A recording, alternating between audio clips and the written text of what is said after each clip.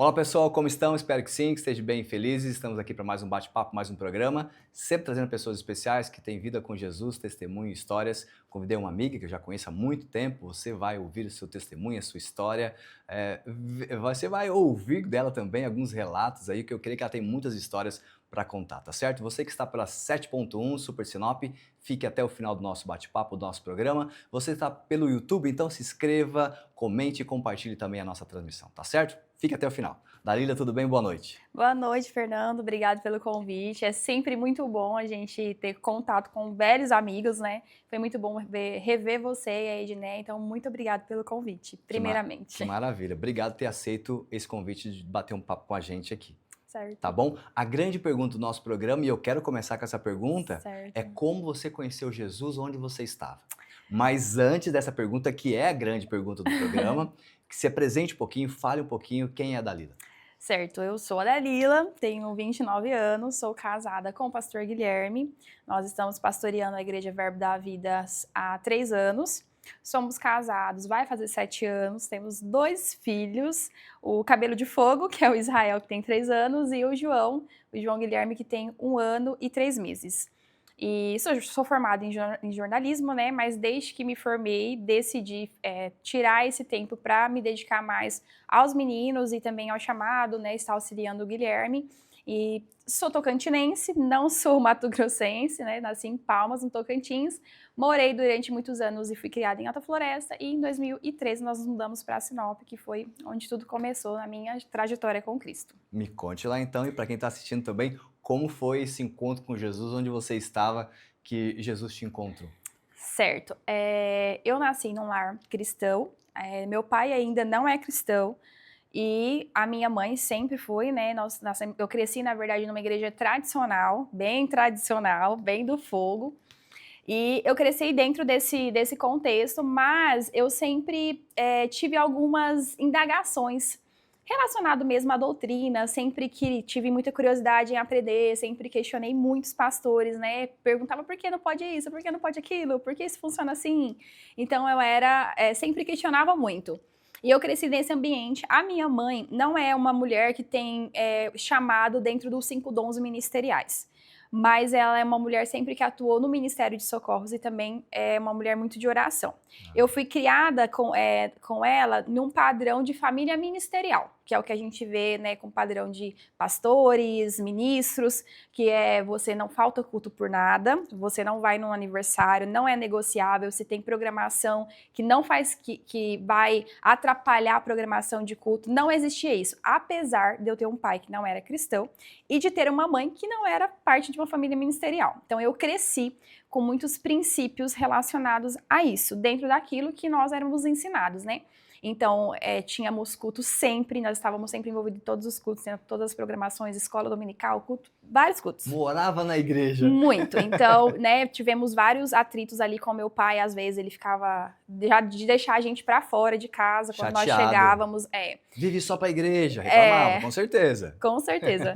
E mas assim, eu lembro até quando eu fiquei mais jovem, ele nunca expressou isso, né, de forma de falar verbalmente para minha mãe, mas eu sei que quando eu mudei para Sinop, eu decidi nesse período que eu ia desviar dentro de mim, eu falei, eu vou desviar.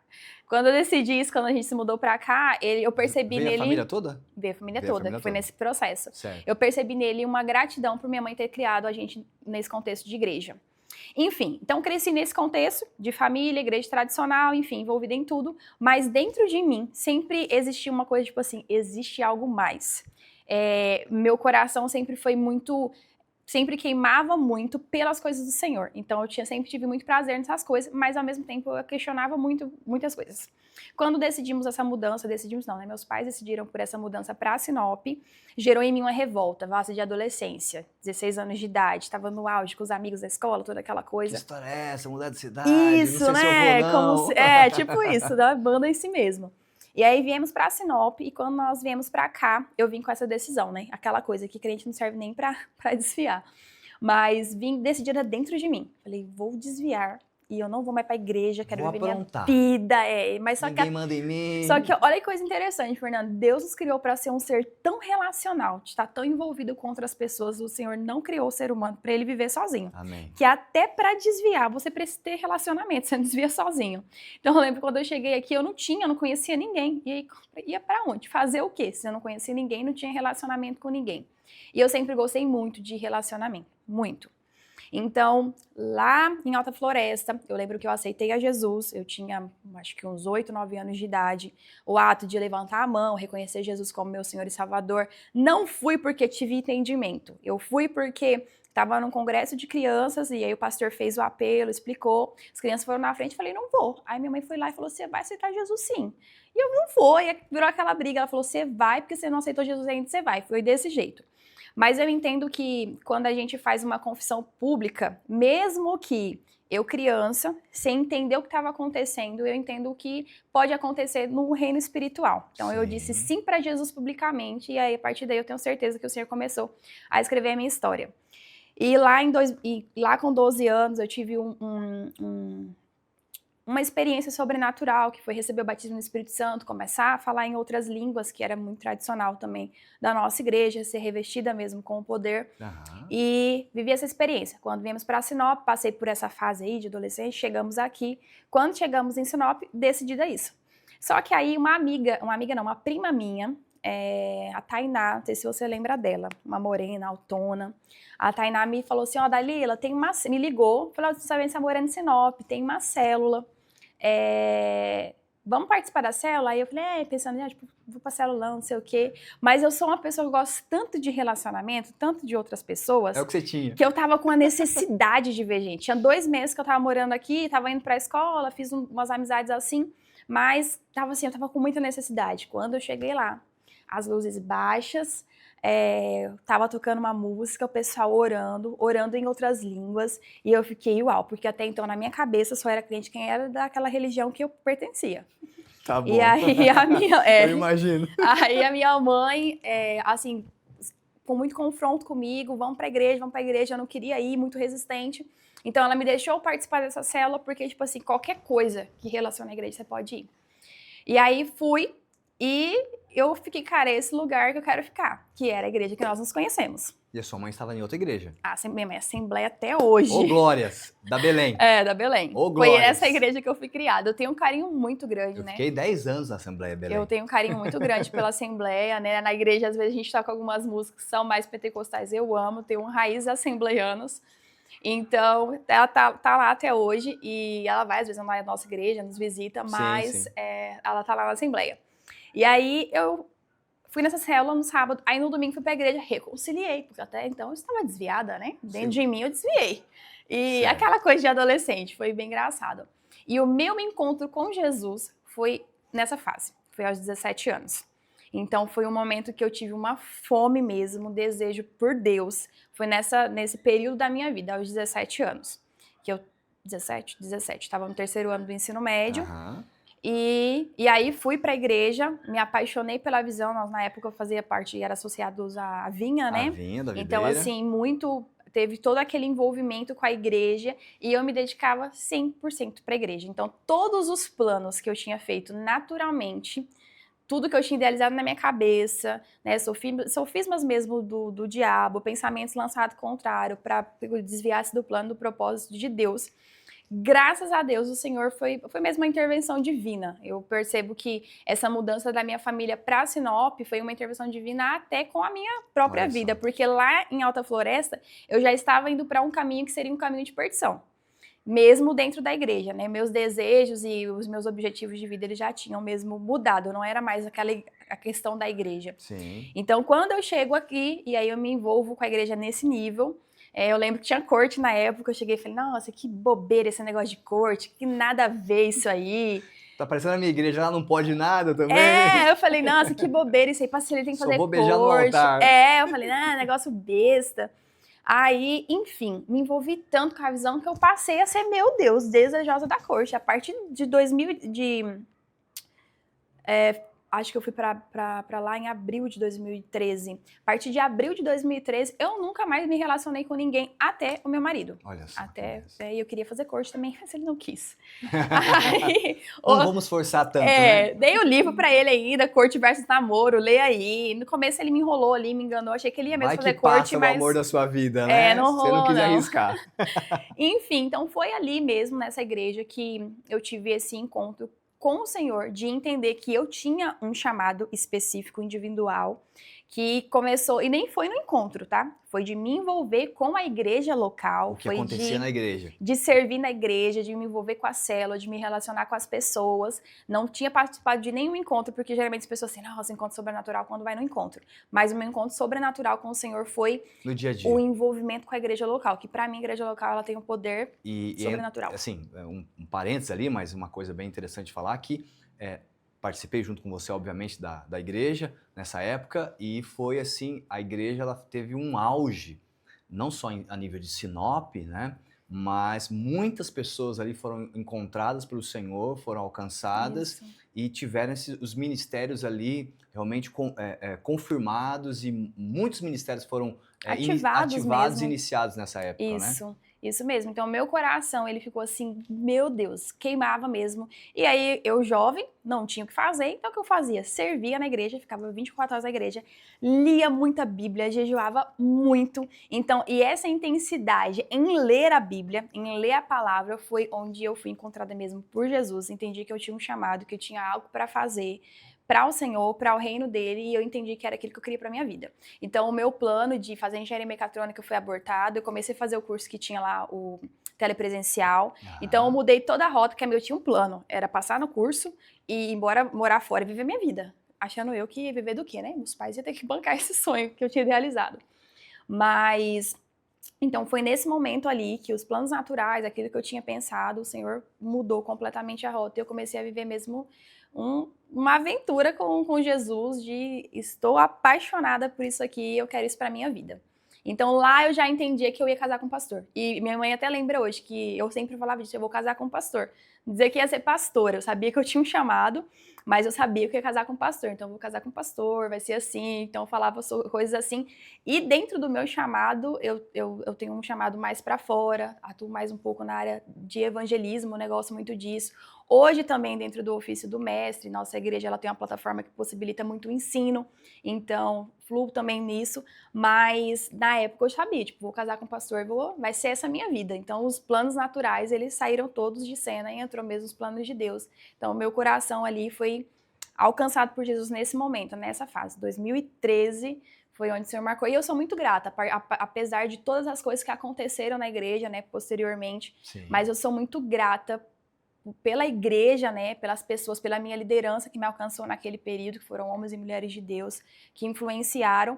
E o que vem depois, as pessoas geralmente acabam tirando, né, desvalorizando tudo aquilo que a pessoa construiu por ter caído. Obviamente que existe um preço, existe uma colheita que você exerce por aquilo que você fez, mas não menosprezar o que aconteceu, não. Né? Muitas pessoas... Nem Deus faz isso, né, Fernando? Muitos cultos, muitos encontros, muitas curas, muitos milagres. Presenciei muito disso lá, né? Você também, obviamente. Então, foi uma trajetória nas nossas vidas, posso dizer assim, muito relevante, isso, né? Que marcou. Isso não pode ser descartado, desconsiderado, com certeza. Isso lá. Mesmo. Então, foi nesse período de igreja e de igreja local. A igreja local, ela é maravilhosa. Foi nesse momento que eu fui encontrada mesmo por Jesus. Você lembra alguma história dessa época que te marcou mais, assim? Uma situação, um encontro, uma conferência, uma célula, enfim, algo que te marcou? Você fala, olha, isso marcou a minha vida. As coisas que mais me marcaram, sempre gostei muito de ensino, né? Eu gosto muito da pregação da palavra, mas eu gosto de... Quando eu ouço um mestre me ensinando, eu fico, meu Deus do céu. E eu me lembro que uma coisa que sempre me chamava a atenção era uma liderança que tinha, e eu queria muito fazer parte daquele grupo. Mas, na verdade, isso foi depois da transição pastoral, que eu quis fazer muito parte de um grupo que o Sidney e a Andressa lideravam. Então, eles tinham um processo de discipulado muito legal e eu queria estar ali envolvido com eles, ouvir, aprender com eles, né? Na época, eu era bem mais jovem. Sim. E E eu me lembro que eu falei, nossa, uma coisa que, assim, pra mim foi um desafio, foi eu vou ter que dançar, entrar no Ministério de Dança, que não era aquela coisa assim, não era muito a minha vibe, Olha não, só, não olha tem só. uma coordenação legal pra isso, porque eu quero ser discipulada por eles. Olha Então, pra eu só. ser discipulada por eles, precisava, então eu tive que romper várias coisas nesse sentido, foram muito marcantes. Que foi muito marcante pra mim. E um outro momento muito marcante foi um tempo, eu não lembro se era de vigília ou era oração, mas eu acho que era oração, final de tarde, às 5 da tarde. Sim. Eu lembro que nesse dia o pastor orou e a Daiane Mendes foi lá e pegou o microfone e ela liberou uma palavra também. Foi algo muito específico, eu me lembro bem sobre isso, né? Sim, sobre essa sim, palavra liberada sobre a igreja, sobre ver também já o chamado bem evidente na vida dela. Então são coisas mais pontuais, foram exatamente esse momento de oração e essa pouco mais de entrega que eu tive que ter para caminhar um pouco mais próximo do Sidney e da E essa Andressa. transição, logicamente, da igreja que nós estamos falando aqui, foi a Filadélfia, né? Na época o pastor Euris Van estava lá à frente, obviamente.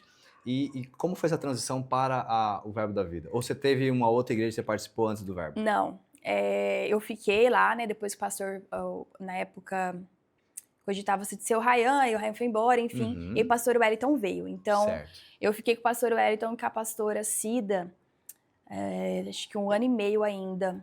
Eu não lembro se aconteceu a transição em 2014, 15, não lembro. Mas em setembro de 2016 foi quando eu saí da Filadélfia.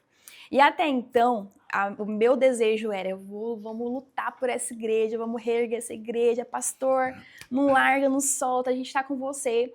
E aí eu fiquei vivendo isso. Só que começou a ficar muito pesado, muito cansativo. Os cultos eram assim... A gente ficou muito triste, a gente foi muito afetado, porque, cara, a igreja era tudo pra gente. Sim. Então, começou a ficar muito difícil. E eu fui automaticamente me distanciando, liderava as células de crianças e participava de uma célula. E aí eu continuei com as minhas células de criança, mas eu fui automaticamente dando uma esfriada. Então, eu comecei a jogar futebol americano na época, e eu comecei a me dedicar muito mais para os treinos, para as coisas, comecei a chegar atrasada em célula. Sabe aqueles indícios de pessoas que começam a se esfriar? Sei. Então foi isso que começou a acontecer.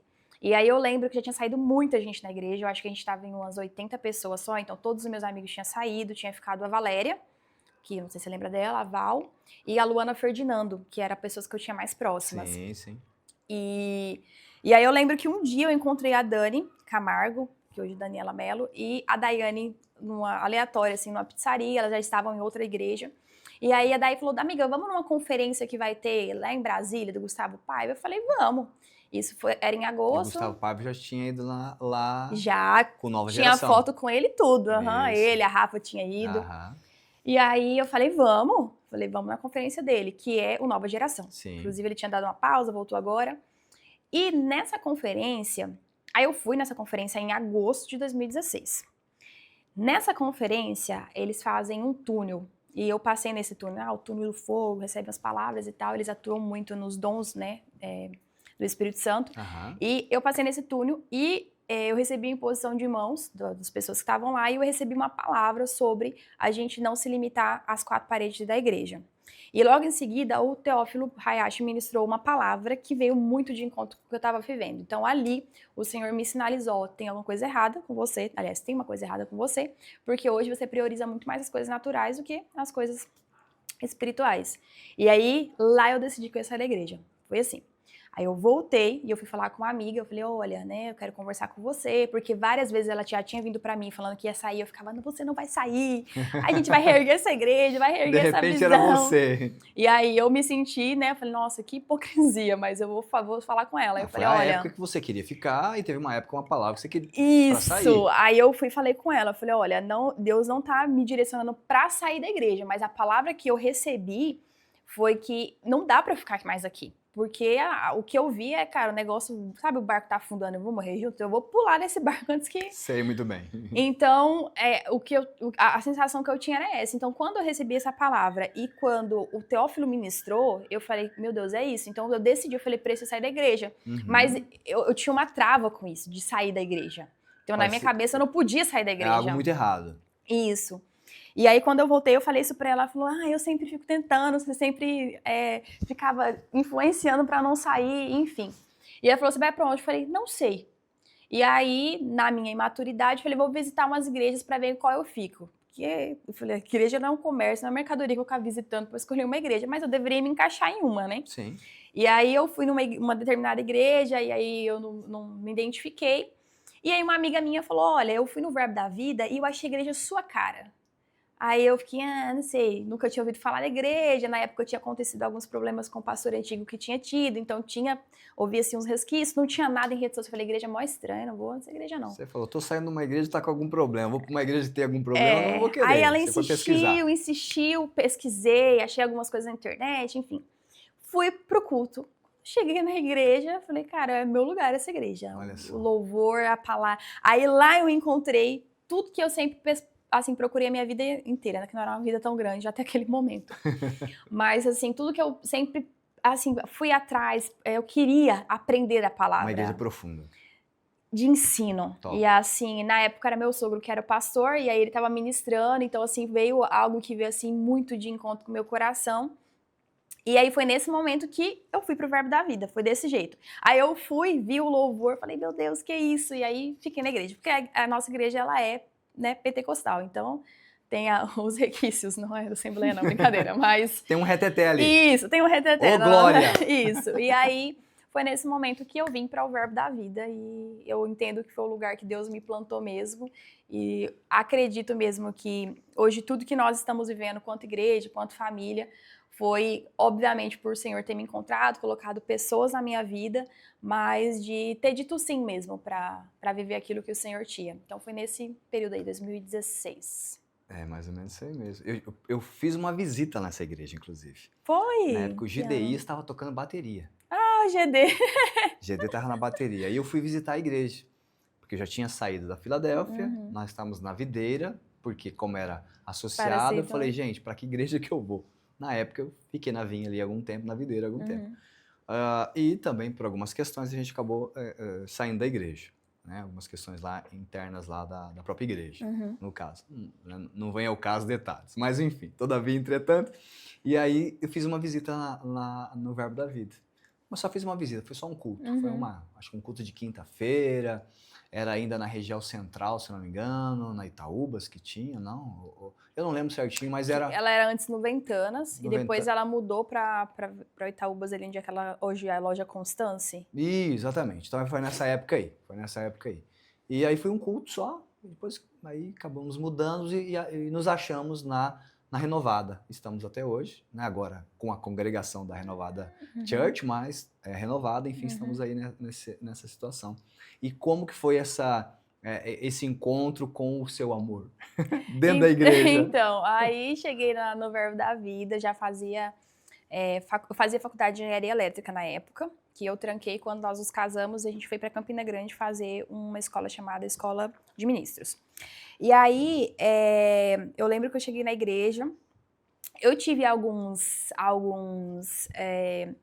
questionamentos sobre algumas coisas e fiquei um pouco mais, assim, retraída, né? Não de me relacionar com as pessoas, mas em relação a conhecer mesmo a visão da igreja. E eu lembro que eu cheguei na igreja, ele é baterista, ele tava tocando bateria. Por isso que eu pensei que ele faria corte, porque o filho do pastor, falei, filho do pastor super santo, vai corte comigo. Eu na minha cabeça, na minha ingenuidade. Mas ele tava tocando bateria, não foi amor à primeira vista. Não foi amor à primeira vista, mas quando eu vi ele, eu tive uma convicção de que eu ia casar com ele. Olha só. Não foi tipo, uma coisa, emocional. Não, eu olhei e aí eu tive muita resistência, porque ele é mais novo que eu, né? Então, ele parecia muito mais novo que eu. E quando eu conheci ele, estava tirando carteira de habilitação. E eu estava no 3º semestre da faculdade de engenharia. Você já estava empinando moto e ele ainda não dirigia. Isso! E aí eu fiquei assim, eu falei, poxa, tô caindo na minha hipocrisia de novo, porque nunca que eu vou me relacionar com uma pessoa mais nova que eu. E esse menino deve ter 15 anos de idade, porque ele era bem magrinho, ele se vestia diferente. E aí as pessoas começaram a falar pra ele, o que você acha da Dalila? Dalila, o que você acha do Guilherme? Aí foi gerando nele uma resistência em mim mais ainda, porque ele estava numa fase de, assim, se dedicar muito ao Senhor, ao chamado, aquilo que ele tinha passado na vida dele antes dele vir para Sinop, porque eles eram de Ponta Porã, pastoreavam lá, a família dele. E aí ele estava nessa fase e eu estava numa fase de me conectar com a visão da igreja, então eu não queria um relacionamento. E eu venho de uma igreja onde eu fui doutrinada que eu precisava fazer corte. Então, eu não me relaciono com ninguém. Minha ideia é de casar. E eu não vou casar agora. Esse era meu pensamento. Até porque... Por que eu vou começar a namorar se eu não tô pensando em casar? Isso. E Fernando, pra mim, casamento era, tipo assim, a última meta da minha vida. Casamento, família. Minha ideia era aquela ideia de uma pauta feminista que já vinha de anos se disseminando nas casas, nas escolas, hoje até dentro da igreja. E eu vinha muito disso, de uma influência, olha, você não pode, você tem que trabalhar, você tem que se formar para você não depender de homem nenhum, você é autossuficiente. Dentro da igreja você tinha esse pensamento? Dentro da igreja. Então, na minha cabeça eu precisava terminar a faculdade, relacionamento é a última coisa. Ser uma mulher independente. E viver os planos de Deus. Quando chegar a pessoa... Isso, e mas chegou eu cedo. Tô bem resolvida. Chegou mais cedo do que eu esperava. Eu lembro que no dia do meu casamento, a Val falou, Dália, eu tinha certeza que você ia ser a última casada da gente, que eu era muito assim. Eu não era feminista, não existe cristão feminista, mas era influenciada, assim como muitas jovens são influenciadas hoje pela onda do feminismo. Com certeza. Não querem casar, ou casaram e não querem ter filhos. Então, assim, é um mal, na verdade, né? Que nós precisamos combater dentro da igreja. E aí, eu fiquei nesse impasse aí, né? Eu fiquei, não, eu quero relacionamento. Tanto que quando eu apareci com o Guilherme em casa, meu pai nem acreditou, porque tá namorando, assim. E aí, enfim, vi ele gerou uma resistência, eu também gerei uma resistência, mas no fim, a gente foi se aproximando por causa de uma caravana que nós estávamos organizando para ir na sede do nosso ministério, que é em Campina Grande, na Paraíba. A gente foi se aproximando, eu cheguei na igreja em setembro de 2016. E aí, em julho do outro ano, nós começamos a namorar. Mas a gente já estava rolando aquela coisa assim, tipo, não quero você mais dentro de mim, assim, quero sim, quero casar. Era aquela coisa assim, mas eu não confessava isso pra ninguém. Braço a torcer, Deus que me livre, nunca na vida. E aí, sempre parecendo mais novo que eu, obviamente, porque ele é mais novo. E eu falei, meu Deus, esse menino, meu Deus. É uma criança. Falei, o que eu tô fazendo? O que eu tô pensando? Sai pensamento, que coisa. E aí, a gente foi... Aí começamos a conversar mais intencionalmente em abril.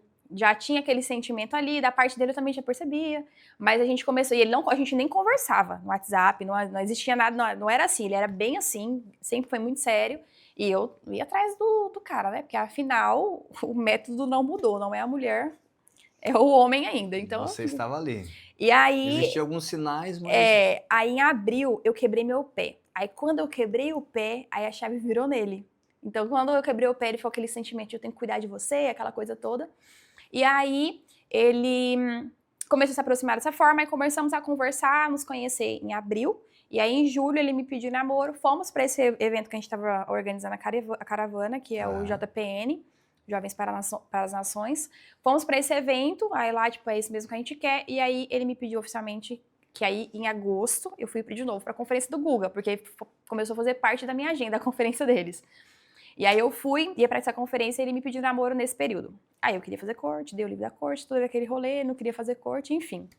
Não é que ele não queria, ele até queria, mas ele falou, não, faz parte da visão, como que é isso? Você tá trazendo outra coisa pra cá. Nada a ver, enfim. Vamos ficar com... Mas bem bonzinho ele, bem bonzinho. E aí ele...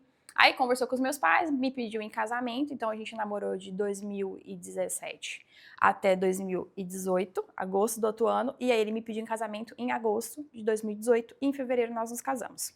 Então a gente namorou 1 ano e 6, 7 meses mais ou menos, e aí já nos casamos. Ficamos 6, 7 meses noivos. Mas ele pediu você em casamento. Com certeza, né? namoro e casamento, foi ele que pediu. Ele me intimou, na verdade. Ele chegou e falou, olha, meu pai conversou comigo, me indicou para ir fazer a escola de ministros, e que ele é bem assim, bem direto. É isso aí, vamos embora, partiu. E aí eu quero fazer a escola de ministros, quero ir para Campina Grande, mas assim, eu não vou namorar à distância e se você quiser a gente casa e vai embora. Quer casar comigo? Foi bem assim, eu falei, então vamos. E a escola de ministros era uma coisa que começou a ficar muito forte no meu coração, que é uma escola de capacitação mesmo ministerial. Que é em Campina Grande. Que é em Campina Grande. Ela existe itinerante, ela vem, fica 1 ano na cidade, depois ela vai, mas para retornar precisa ter um número de alunos, enfim. Mas ela acontece em Campina Grande. Aí também tem a escola de missões lá, só que lá a escola de missões é só lá, ela não é itinerante. Aí vocês casaram. Casamos. E foram? Casamos dia 2 de fevereiro de 2019, passamos a lua de mel, 1 semana, voltamos e pegamos o carro e fomos embora. Aí passamos o nosso nem presente de casamento, as coisas nada, a gente deixou tudo aqui, foi porque nós já fomos com uma palavra para voltar, para auxiliar o nosso pastor. E quanto tempo ficaram lá? Não deu 1 ano, a gente foi em fevereiro e retornamos em dezembro. deu 10 meses.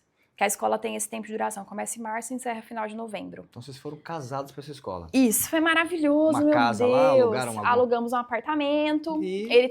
Lá existe, Fernando, a sede, que é a igreja, Verbo da Vida, né, que foi onde tudo começou, e existe o centro de operações, que é uma mansão, que na época o pastor Bud recebeu como doação essa mansão, e nesse centro de operações existem vários departamentos que trabalham gerenciando todas as igrejas do Brasil. Então, todo lugar que você for no Verbo da Vida, nós somos 400 e poucas igrejas, 450 igrejas, Verbo da Vida. Bastante. E são 200 remas. Rema, aliás. Que é o curso teológico. É um centro de treinamento bíblico. Que não... Não é um curso teológico.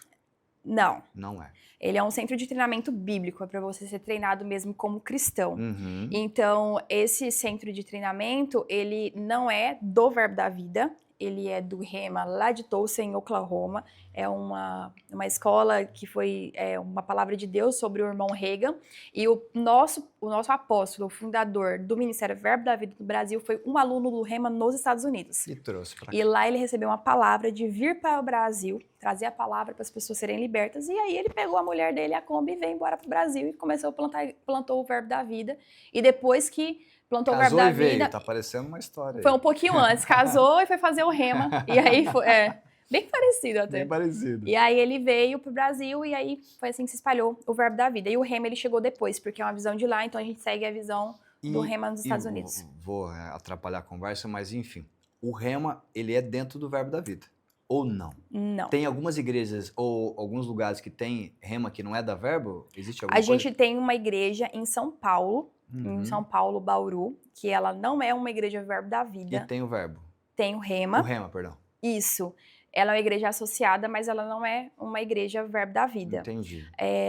Há-se a possibilidade, quando a pessoa termina o Rema, ela pode servir na escola sem ser da igreja. Entendi. O objetivo do Rema é qualificar essa pessoa para ser uma bênção na igreja dela. Entendi. Então, a gente tem hoje... Indiferente de que a igreja seja, existe essa escola, esse treinamento. Isso, é um centro de treinamento. Eu posso fazer uma matrícula e estudar lá durante 2 anos. É 2 anos, Isso, né? 2 anos. 2 anos. E aí... E eu me capacito para ser o melhor membro ou ministro, enfim, da minha igreja. Isso, porque a ideia é isso, você ser treinado para ser um cristão. Mas com certeza, obviamente, vocês querem lá no Verbo que todos, quantos puderem, façam. Aí pra gente, Rema, quanto Verbo da Vida, se você quer ser um ministro da Verbo da Vida, como toda igreja, ela tem uma plataforma de treinamento, o Rema é o nosso primeiro passo. Entendi. Depois de aceitou Jesus, fez o discipulado, membrou, enfim.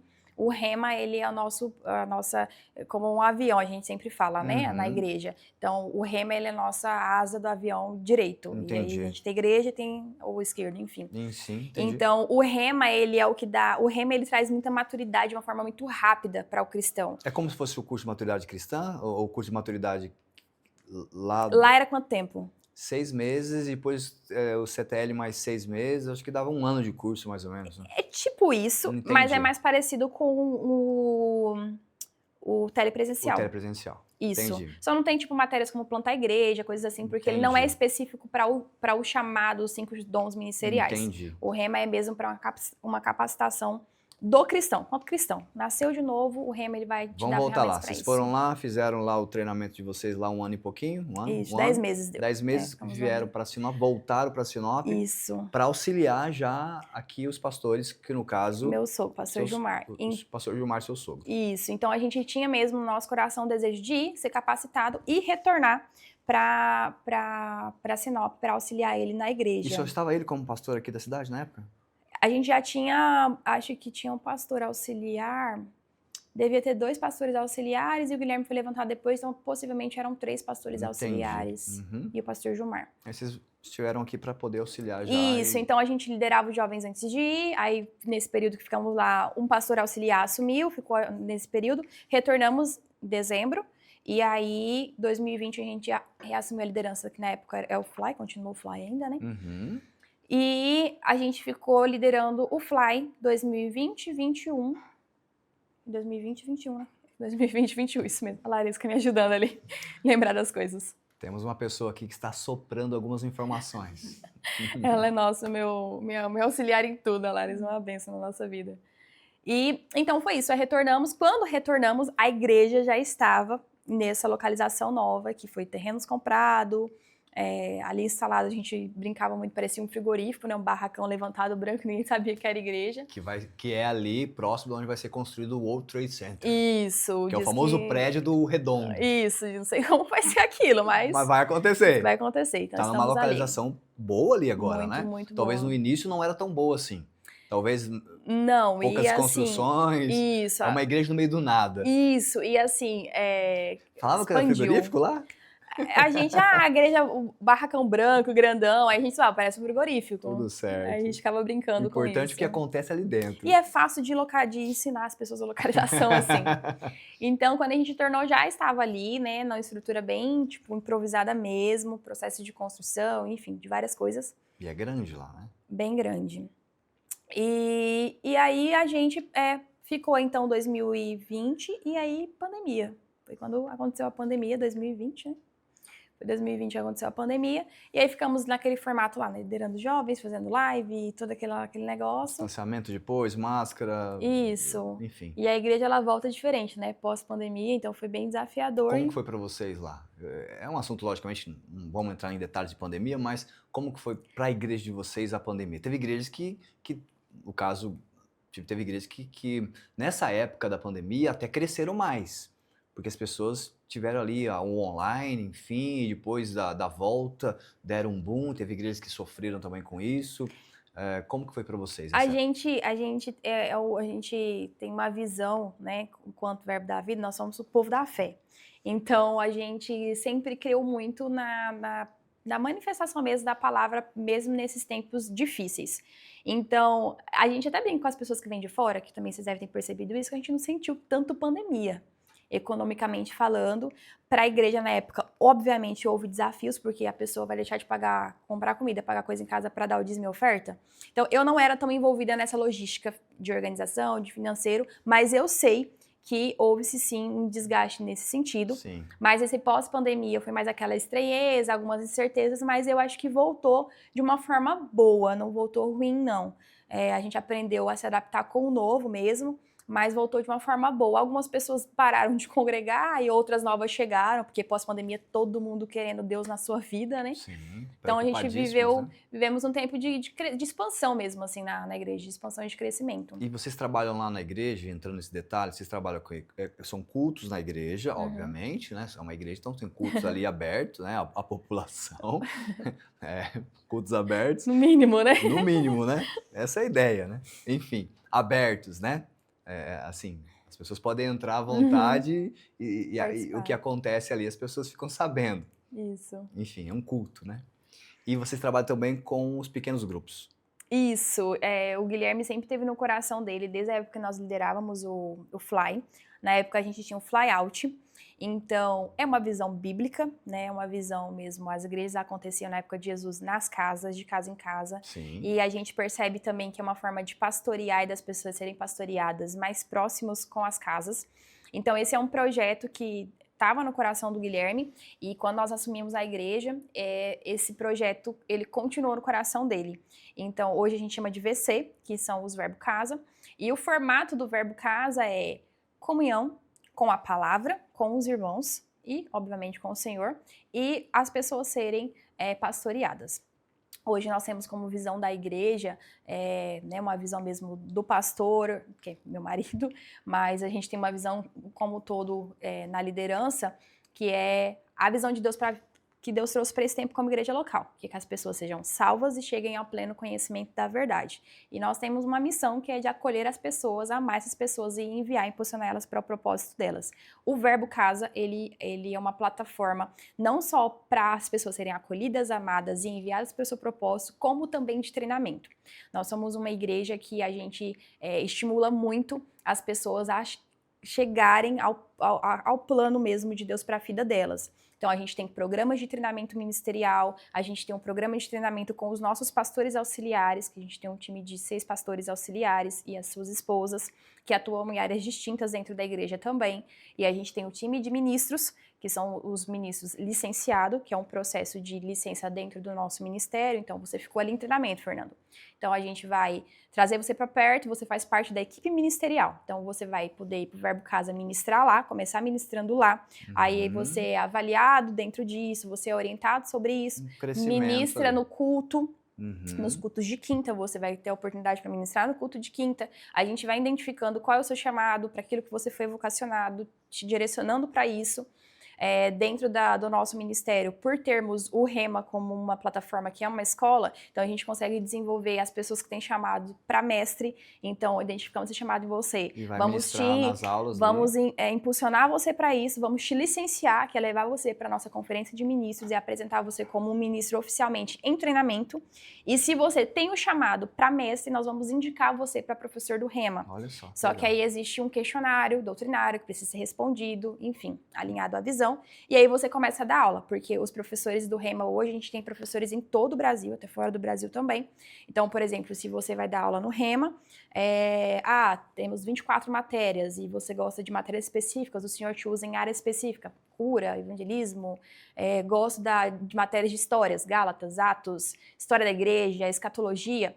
Então, você se prepara para isso, aí você é escalado para dar aula. Se você for escalado em uma outra cidade, você vai para essa cidade e você fica 15 dias lá para ensinar esses 7 dias de matéria que tem.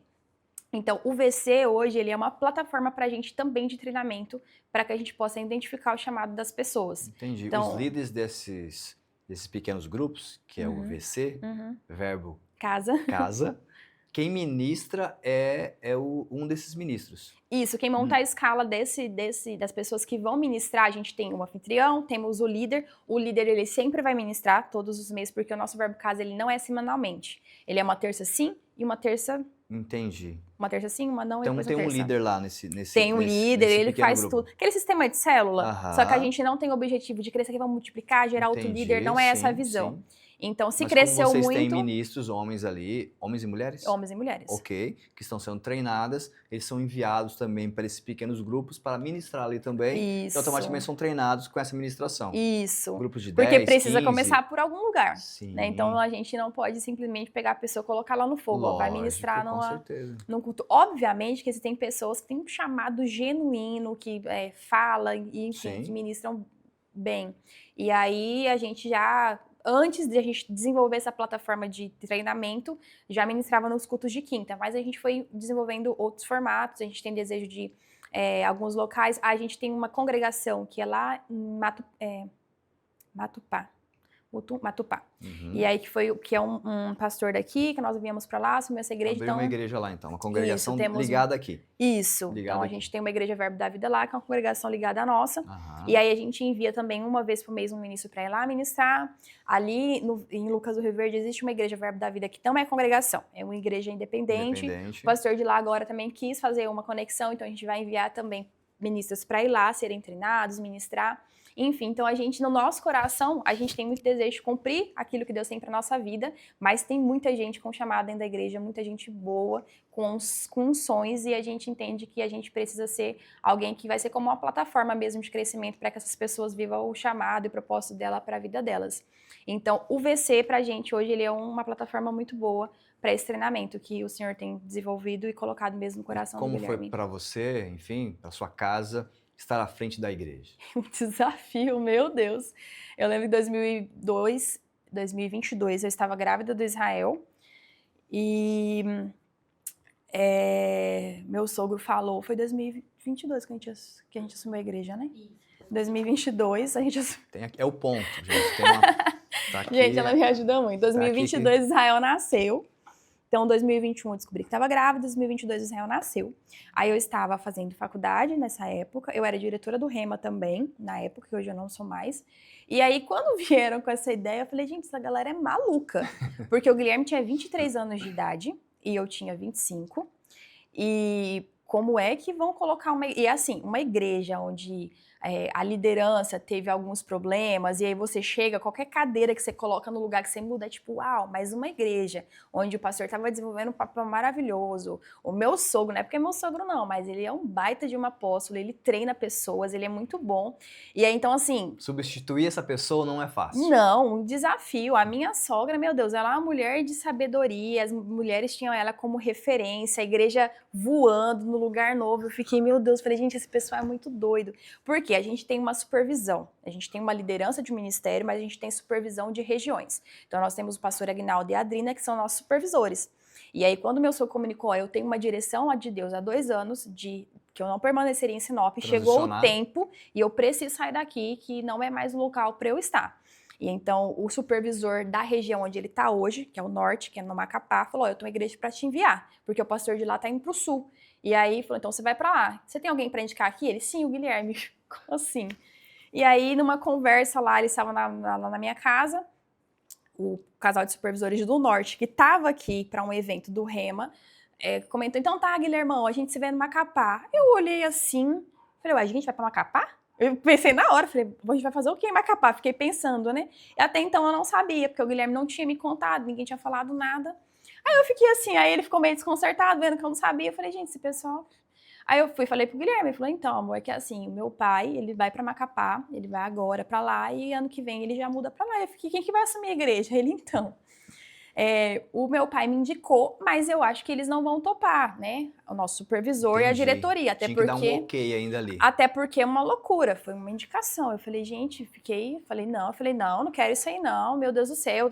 A gente estava se preparando para transicionar os jovens, porque a nossa ideia era ficar disponível para o ministério, para o nosso apóstolo Guto, para a diretoria, para ir para onde eles quisessem nos enviar. Para auxiliar algum lugar ali. Ou plantar uma igreja em outro lugar. Uma igreja que estava muito bem, obrigado. Isso. E onde as pessoas me viram chegar, me viram fazer o Rema, crescer e me desenvolver, viram o Guilherme chegar com 16 anos de idade, crescer e se desenvolver. Então, a gente se sentiu mesmo assim... eu, Dalila, me senti intimidada. Então, assim, para mim foi desafiada também. Muito desafiada. Então, e o Guilherme, ele é um pastor genuíno, né? Ele é um pastorzão mesmo, sempre foi muito evidente o chamado. Ele queria muito pastorear, mas não pensava que fosse assim rápido, nem como foi, mas também era algo que trazia para ele um desafio. Então ele a princípio também não quis, mas depois que conversaram com ele, enfim. Aí o nosso supervisor aceitou a indicação e foi falar com o nosso ministério. E com os nossos líderes, o nosso apóstolo, enfim. Quando a gente ficou em 2019 lá, nós nos conectamos com o presidente do ministério, com o apóstolo Guto, estivemos muito próximo dele na casa, então ele nos conheceu. E aí ele falou, não, pode, pastor, se você está indicando, pastor Gilmar, pode avançar com a transição. E aí eu fiquei, gente, esse pessoal é muito doido, como assim?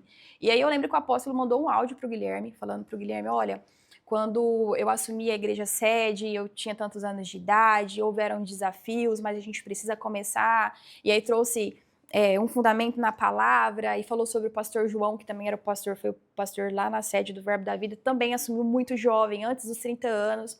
Então, ele falou, a idade, ela não é um pré-requisito. E aí, trouxe várias histórias, né? Várias pessoas que foram usadas na juventude, Samuel, Davi, o próprio jovem Timóteo. Para motivá-lo a dizer, olha, você tá no caminho certo. Fica só que até então, o Gui já tinha topado, já tava com, eu vou topar esse desafio. Só que eu não. Então, eu tava precisando... Tem uma concordância aí também. Tava precisando porque para mim era uma loucura, Fernando. E aí, quando eu ouvi esse áudio, eu falei, meu Deus, se meu sogro, que conhece o Guilherme, que sabe os defeitos deles, o maior desafio, que me conhece, que me treinou, se o nosso apóstolo tá confiando na gente, eu falei, quem sou eu para desacreditar de algo que Deus tem pra nossa vida? Olha só. Falei, então vamos pra cima. E aí a gente topou. E eu achava também muito injusto, porque eu sempre soube do chamado do Guilherme, falava que ia casar com um pastor.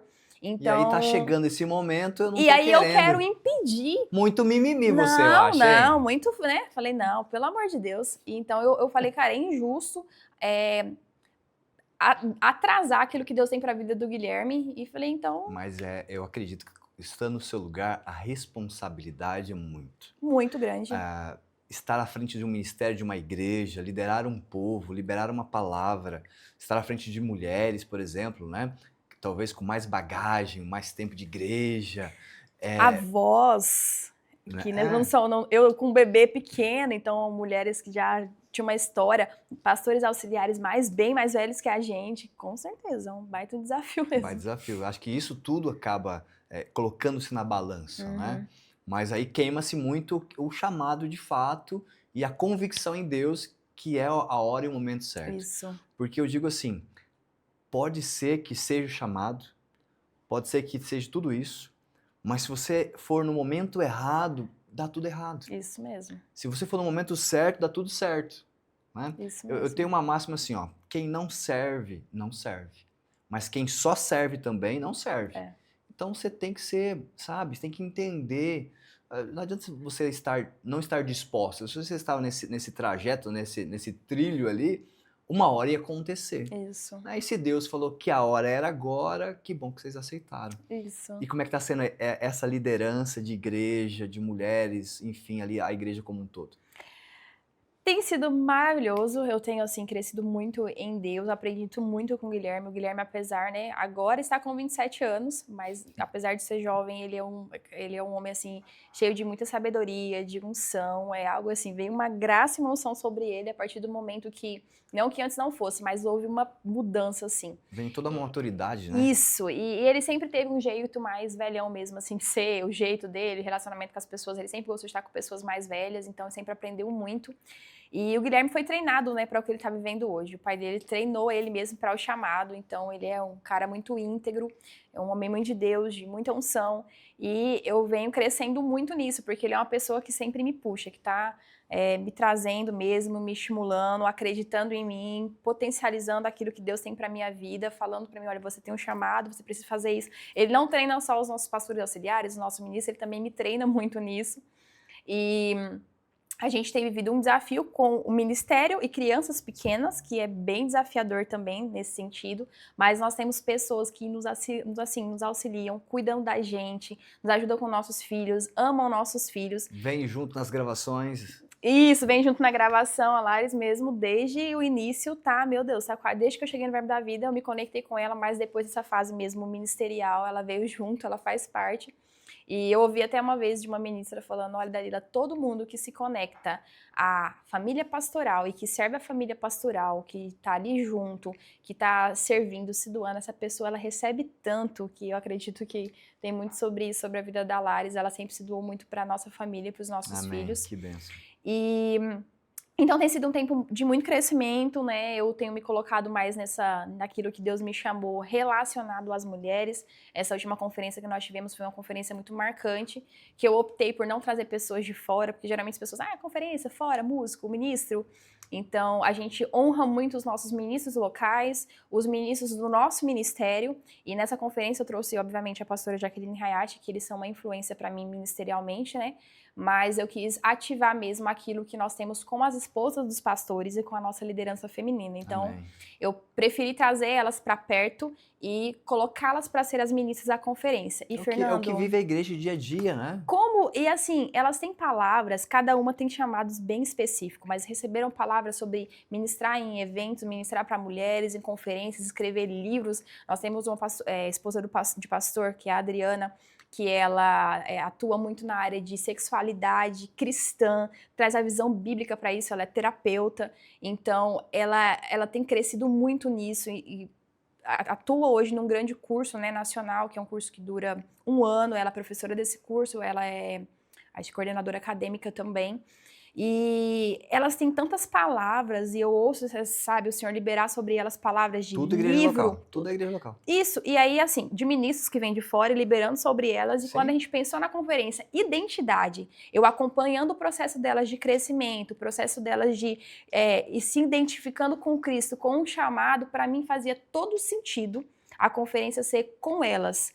Como é que elas vão para a conferência? Como é que elas vão para outros lugares se não ser ativado isso na igreja local? Numa conferência nossa. E é o que vocês já estão praticando, que você acabou de falar, né? No VC, no Verbo Casa VC.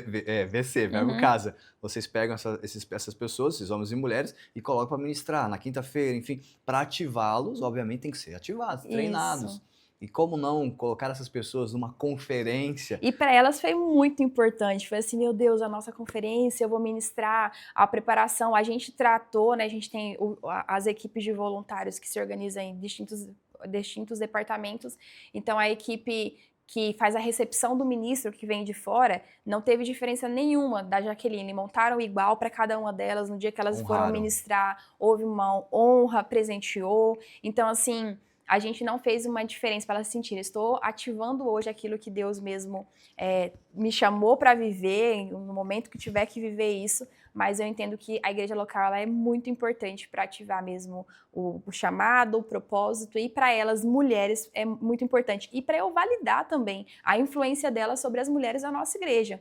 Então, a gente quer que as nossas ministras, as nossas lideranças, as esposas dos pastores tenham influência sobre o povo, nos ajude a pastorear. A gente não é um casal de pastor centralizador, obviamente que as pessoas querem falar com o Guilherme, querem conversar comigo, a gente sempre dá atenção, conversa, mas a gente estimula muito os nossos pastores a pastorear o povo também.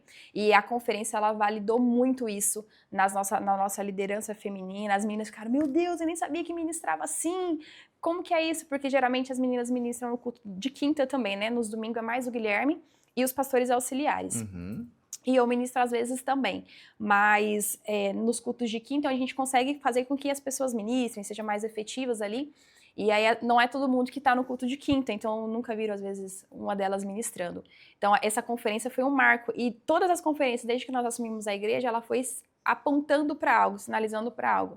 Então, para a gente, essa conferência foi assim, a mais marcante mesmo, comigo mesmo, o Senhor... Olha, eu pegando o microfone. Comigo mesmo.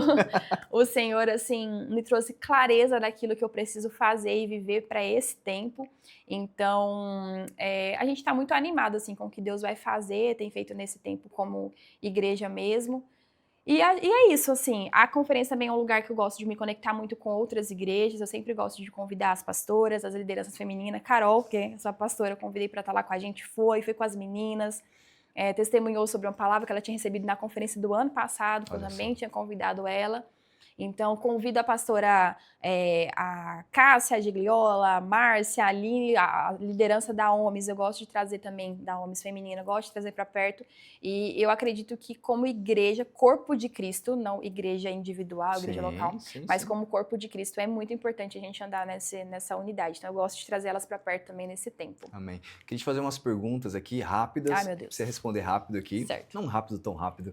Mas no nosso papo aconteceu algumas questões. Uhum. Por exemplo, você se identificou ali que você ia casar com um pastor. Uhum. Né? Então você colocou isso no coração, de repente chegou essa época, esse tempo, você conheceu alguém, ficou ali, relutou um pouco, de repente, ok, casou. E decidiu isso. Uhum.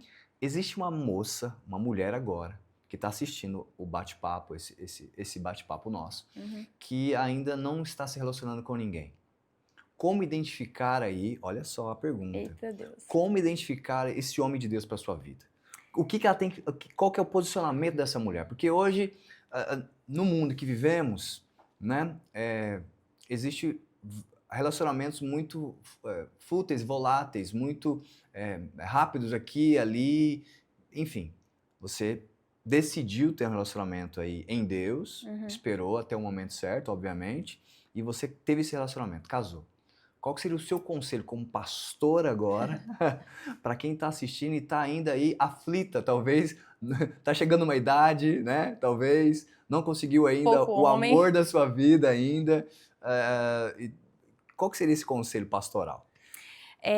Para as meninas, né, para as mulheres, eu acho que hoje as mulheres têm escolhido demais. Então, beleza, eu acho que não precisa ser eu acho, tá? Pelo amor de Deus, mas às vezes idealiza muito uma pessoa com características físicas e muitas vezes existe um homem ou um jovem que está próximo de você que tem o que é principal. A Bíblia fala que quando você é solteiro, você precisa dedicar as coisas ao Senhor. E depois que você se casa, você tem o seu principal ministério, que é a sua família.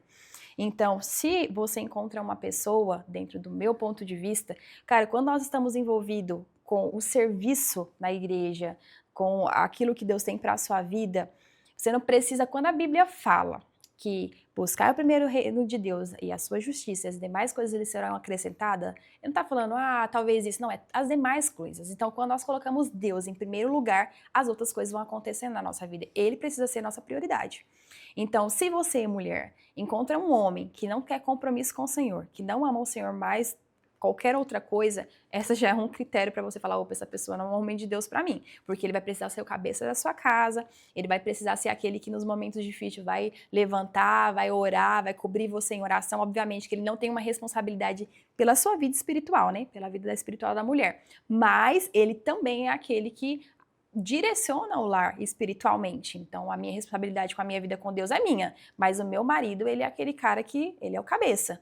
Então, se você encontrar um rapaz que, nossa, como ele é bonzinho, como ele tem caráter, mas Deus não é uma prioridade na vida dele, eu sairia fora, porque para mim o critério principal é o Senhor ser o centro de tudo. Porque se o Senhor é o centro da sua vida, caráter e todas as outras coisas vai fazer parte, porque é impossível você ler a sua palavra, relacionar-se com o Senhor, ser confrontado em tantas coisas que são da nossa carne e você continuar o mesmo. Então, se Deus é a sua prioridade, se Deus é a prioridade desse homem, desse jovem, ele é o Senhor, Deus é o Senhor da vida dele, a carnalidade, ela vai, obviamente que tem as obras da carne, mas a pessoa, ela vai colocar a palavra sobre isso. Então, eu preciso falar para você, precisa ser de caráter, precisa ser isso. Não, porque se tem o Senhor como prioridade e a palavra, o resto ele vai subjugar a palavra que não condiz com a palavra. Então, meu conselho seria, observa se é um homem de Deus e se está envolvido, servindo, né, ocupado com as coisas do Senhor. Com certeza esse homem de Deus, talvez, né, provavelmente, 99,9%, né, ou 100%, está numa igreja. Eu acredito que fora da igreja não vai estar. Obviamente que existem umas peças raras dentro da igreja, né, que você precisa ter um certo cuidado. Mas um homem de Deus geralmente vai estar ministrando numa igreja, ministrando que eu digo assim, né? Vai estar envolvido numa igreja, obviamente. Então, é o melhor lugar de se encontrar alguém. Isso. Né? E se encontrar alguém. Com certeza. A gente vê que muitas vezes a gente vê muitos homens que têm um coração mesmo para as coisas do Senhor, mas que não têm um chamado nos 5 dons. Quando eu falo 5 dons ministeriais, é profeta, apóstolo, evangelista, mestres e... esqueci um. Evangelista, mestre, apóstolo... É isso, são 5. E pastor. Então, quando a gente fala desses 5 dons, desses 5 ofícios ministeriais, possa ser que você fale, mas não tem chamado, mas é um cara que está envolvido com as finanças dele no reino. Sim. É um cara que está ali disposto, envolvido com os ministérios de socorros, com as crianças, com a música, com o diaconato dentro da igreja, é uma pessoa que tem um coração envolvido no serviço, em contribuir para o crescimento, para que a palavra cresça, e vai ser um potencial investidor do seu chamado. Amém. Porque nós vemos muitas mulheres que têm chamado e o marido não. Mas quem sabe, né, onde é esse mulher da vida, que o marido é aquele que está ali dando a base para o ministério dessa mulher. Então, às vezes as mulheres também se pegam nisso, né? Eu queria um homem assim, que ministra assim, que seja assim. E às vezes também não seria assim. A gente tem muitas mulheres dentro da nossa igreja que têm chamado, que atuam no chamado e que o marido não é chamado dentro dos 5 dons. E que possibilitam que essas mulheres possam viver isso. Possam viajar, dar aula no Rema, possam ir para conferências ministrar, possa ficar na sua casa, lendo, se dedicando ao Senhor, cuidando da família, dos filhos, escrevendo. Então, eu acredito que hoje nós estamos em uma geração de mulheres que são muito influenciadas por muitas pautas que acaba influenciando a sua decisão até num relacionamento dentro da igreja, enfim. Minha amiga, quero te agradecer pelo papo, suas histórias, suas experiências. E o convidado aqui que vem, que bate o papo, que conta um pouco suas experiências, ele tem um desafio que não é tão desafio, ainda mais para você que está liderando uma igreja agora, é fazer uma oração. Então, eu gostaria que você pudesse liberar uma palavra sobre mulheres, homens, família de Sinop e, logicamente, a internet nos leva para mais longe. Então, aquelas pessoas que estão assistindo ou vão assistir em algum momento aqui, faça uma oração e libere essa palavra em nome de Jesus. Amém. Fernando, primeiro eu quero te agradecer pelo convite, muito especial para mim estar com você, com a Edneia, né? Sua família é muito preciosa, que precisarem podem contar, né, conosco. Obrigada demais pelo convite. E para você que está nos assistindo, que está em casa, espero que você tenha sido edificado, né, com esse testemunho, com as experiências que nós estamos vivendo na nossa vida. Amém? Amém. Vamos orar então. Vamos orar. Pai, muito obrigado, Senhor, por esse tempo, por esse bate-papo que tivemos, onde eu pude falar daquilo que o Senhor tem feito na minha vida, daquilo que o Senhor tem feito nessa cidade através da nossa igreja e do ministério também. Pai, eu te rendo graças por cada homem, por cada mulher, por cada família que vai ser alcançada, Pai, por esse tempo de conversa aqui. Eu oro, Pai, para que as minhas palavras não tenham sido de mim, mas que o Senhor de alguma forma possa alcançar, impulsionar essas pessoas, que elas possam serem encontradas pelo Senhor, possam viver esse chamado, ter o seu propósito mesmo ativado. Eu declaro, Pai, em cada lar, em cada local que as pessoas puderem ouvir essa entrevista, que elas sejam verdadeiramente alcançadas pelo Senhor. Apesar de parecer uma experiência de vida contada, mas cada experiência onde o Senhor está envolvido, ela é sobrenatural. E de alguma forma, Pai, eu sei que pessoas são alcançadas por isso. Então eu declaro, Pai, que o Senhor vai estar atingindo o coração dessas pessoas. Eu declaro mesmo a sua paz que excede todo entendimento, alcançando a mente e o coração de cada pessoa. Pai, muito obrigado também pela vida do Fernando, da Edneia e da sua família. Declaro sobre ele tempos de abundância, clareza, Pai, do seu propósito, do seu chamado, que eles possam viver na totalidade aquilo que o Senhor tem para a vida deles e que esse tempo de talk, de conversa, ele possa crescer, se expandir, se tornar ainda mais influente, Pai, nessa cidade e aonde quer que esse vídeo chegar. Assim eu oro e declaro em nome de Jesus. Amém. Amém. Mais uma vez, obrigado, minha amiga. Até mais. Pessoal, você que ficou até agora, Deus abençoe você, a sua casa, a sua família. Nos vemos no próximo programa.